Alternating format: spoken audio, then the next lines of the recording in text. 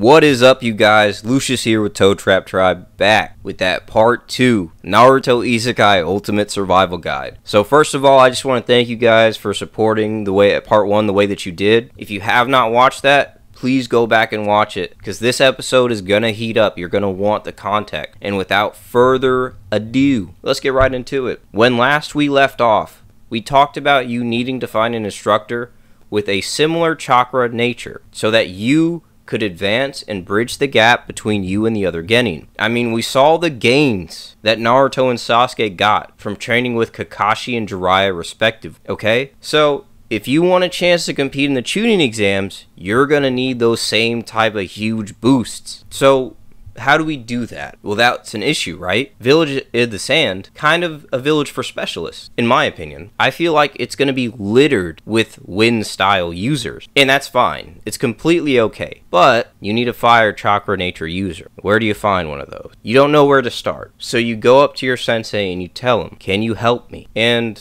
of course, in part 1 I told you that your sensei was going to be pretty much a non-factor in the plot, and that remains true. But he has heard a rumor that there's been a strange group of men that have been in the Sand Village for a few weeks now, and one of them is said to have several chakra natures. He thinks this is a load of malarkey, not even a rumor worth investigating. But he tells you anyway because he thinks it's harmless. However, you're desperate. So you think it's important to at least see if there's any salt to it. So you go around asking people if they know anything about this. Unfortunately, you're still very, very new to this village. The circumstances around your coming to the Sand Village are still anyone's guess. And so it's suspicious when you go around asking these weird questions. So weird, in fact, that you notice as you're doing it, you begin to feel that you're being watched. You whip your head around, but you don't see anybody back there. That's pretty freaking weird, right? You keep on going, keep asking questions until you end up in the slummier side of town. You come down an alley, never a great idea, but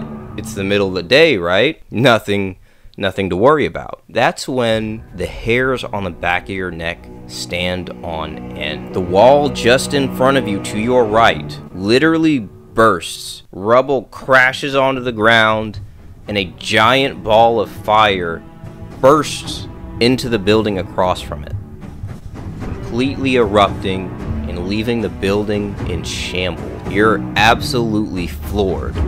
You're so scared that you drop and literally fall back, and you're just stunned looking up at what happened in front of you. That's when a cloaked figure appears. Now, you're backing up at this point, adrenaline shot through you, you're ready to run. You manage to get your wits about you, you climb to your feet, and you take off in the opposite direction. However, you notice that there's 4 more hooded cloaks of various sizes blocking the way you came. And so now, you try to figure out what to do next. You're in panic mode. When you turn back around, that singular hooded cloaked figure appears right before you. And now, you're in fight or flight mode. Well, you've been in fight or flight mode. But now you kind of have to fight. And before you do anything, he moves. Underneath his cloak, he reveals his arm, and he's holding a scroll. He says to you that you were never meant to be a shinobi. But he's very curious to see who you are. But in order to do that, you'll have to live a little bit longer. So you can take this. He tosses over that scroll to your feet. You look down, and by the time you look up, he's gone. The rest of his cloaks are too. You reach down and pick up the scroll and inspect it. Looks like it's been sealed away for some time. But curiosity killed the cat.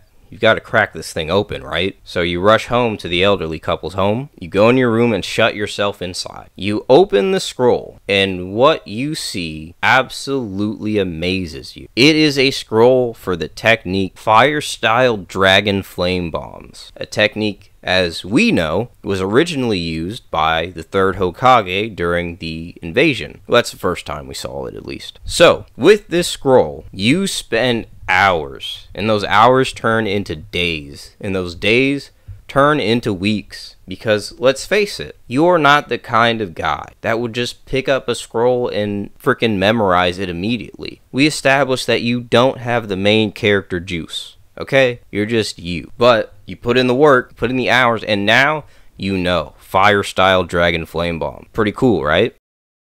Hopefully that is enough, because it's time for the Chunin exams to start. You and your squad make your way over to the Hidden Leaf Village for the written exams. And I don't want to spend too much time going over this because it's pretty self-explanatory, and we all know what happened. They went to the Forest of Death later on anyway. And so, you want to know. You're in the Leaf Village now. So you want to know what kind of characters you're going to run into. I know you're excited. You're like, Lucius, who do I see? Who would I meet? Well, we think that, given your history of arrogant classmates, who better to bring you back down to reality than the man himself, Neji Hyuga. That's right. No better man to rain on your parade than the Hyuga clan's quote-unquote pride and joy. Now, this guy, he sees right through you. He sees that you don't have a lot of experience in combat. He sees that you're kind of nervous. You're taken into your surroundings, and he just rips you to shreds. He tears you down, and he strips you bare, figuratively, alright? And it just pisses you off. It infuriates you to no end. You think you have something for Neji. You feel like if you could hit him with your fire-style dragon flame bombs, you could shut him up for good. Hey, who knows, right? But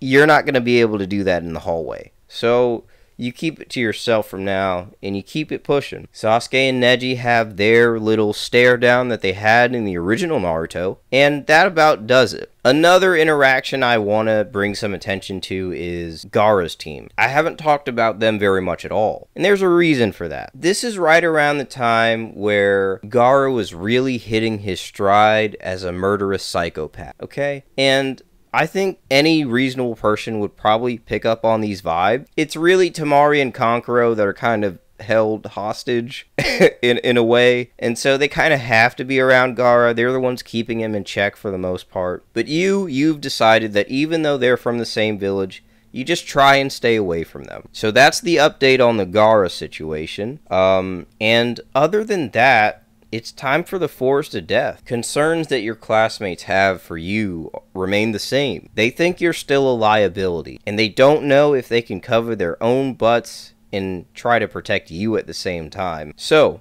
with all that being said, that was your part 2 of the Naruto Isekai Ultimate Guide. Let me know what you think down below. Like the video, subscribe to the channel, it really helps us out. And we got that part 3 next week, guys. That one's going to be even crazier, because now we're going to be going through the Forest of Death, and we might even have time to cover round 1 of the Chunin exam. That is going to be a hell of an episode. So please stay tuned, guys. Appreciate you for watching. We'll see you next time. Peace out. Thanks.